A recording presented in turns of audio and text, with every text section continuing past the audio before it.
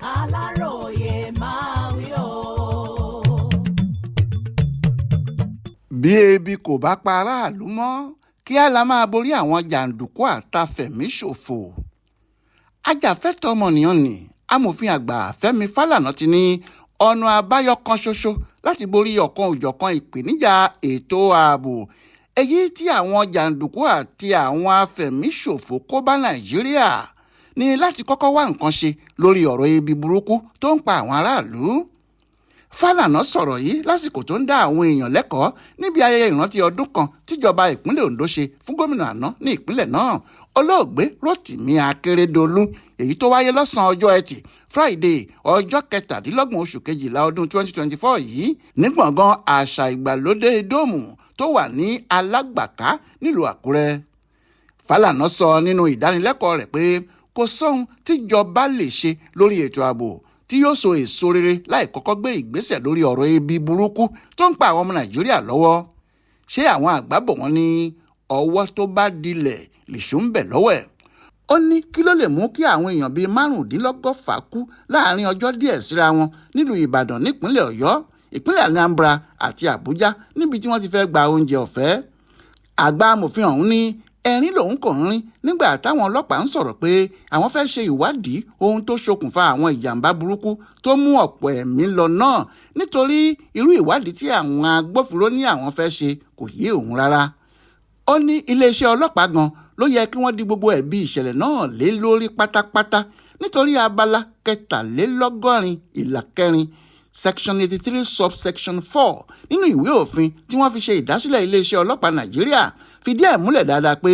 ojúṣe àwọn ọlọ́pàá ní láti pèsè ààbò fáwọn aráàlú.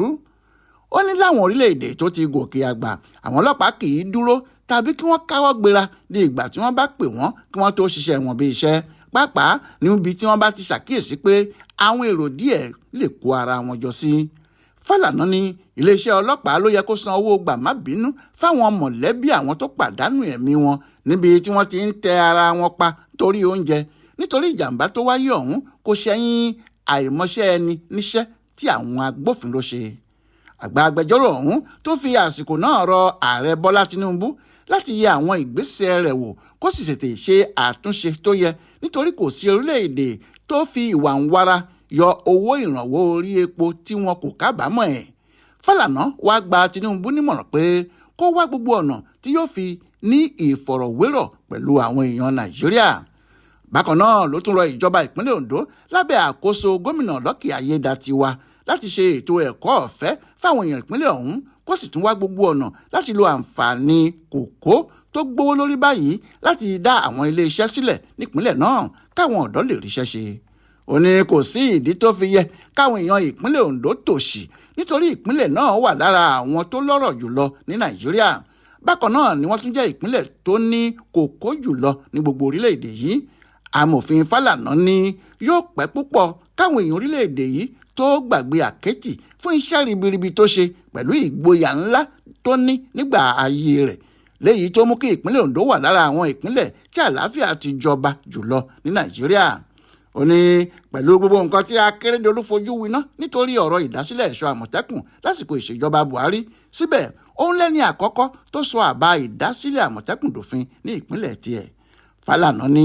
akitiyan àkẹ́tì nígbà ayé ẹ̀ ló ṣokùnfà bí ààrẹ Tinubu àtàwọn gómìnà ìpínlẹ̀ 36 yòókù ṣe jókòó lẹ́yìn ikú rẹ̀ tí wọ́n sì jọ fìmọ̀ ṣọ̀kan láti buwọ́lu ìdásílẹ̀ ọlọ́pàá ìpínlẹ̀.